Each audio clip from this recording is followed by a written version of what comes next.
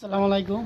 আসলে দেখেন, ছাদের উপরে 40 থেকে 45 সালের উপরে তো খরগোশ আছে অনেকগুলা। ওই দেখেন তো, আমার আসলে খরগোশ খুব ভালো লাগে। তো দেখেন খরগোশ কি করতেছে। ওর বাবারে, তো আসলে অনেক ভালো। খরগোশটা দেখেন আসলে সে খেলা করতেছে খুব সুন্দর, অনেকগুলো কালার আছে।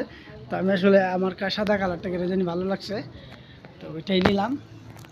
দেখেন খরগোশটা আসলে অনেক সুন্দর। বাচ্চা আছে তার। আসলে চায়নাদের প্রত্যেকটা রুমে খরগোশ থাকে। তো বাঙালিরা যেখানে থাকে ওইখানে খরগোশ থাকে। তো আসলে খেলাধুলা করে বিভিন্ন খাবার খাই, তো আসলে ভালোই লাগে।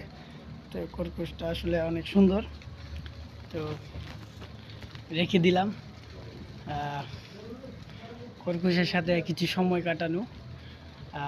মালয়েশিয়া পেনাং, একদম শেষ বর্ডারে, 40 থেকে 45 সালের উপরে। তো দেখেন আমরা একদম সাগরের পাড়ে আছি একদম। এরপরে আর কোনো মালয়েশিয়ার অংশ নেই, একদম ইন্দোনেশিয়ার পার। আসলে একদম ইন্দোনেশিয়ার পার এরপরে। তো আসলে আপনাদের জন্য ভিডিওটা করলাম খরগোশটাকে নিয়ে, সাথে নিয়ে। তো ভালো থাকবেন, সুস্থ থাকবেন, সবাই দোয়া করবেন প্রত্যেকটা প্রবাসীর জন্য। প্রবাসী আজকে ঈদের দিন, আজকের দিনটা যাতে আনন্দ কাটে, তো সুস্থ থাকে, ভালো থাকে। তো আজকে ঈদের দিন আমরাও কিছু আনন্দ করতেছি, আলহামদুলিল্লাহ।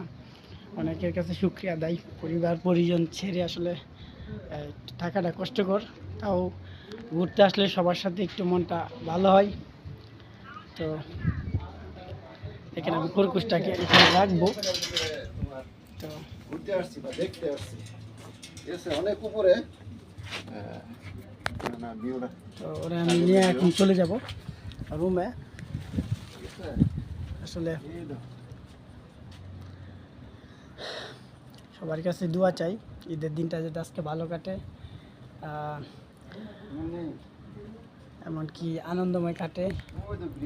কারণ আজকের দিনটা যে কতটা কষ্টকর প্রত্যেকটা প্রবাসী বুঝতে পারবে। তো আমি কিছু আনন্দময় সময় কাটাতেছি খরগোশের সাথে, যেহেতু এখানে কেউ নেই, একা। তো ওই জন্য আসলে সবার কাছে প্রাণ বলে দোয়া চাই।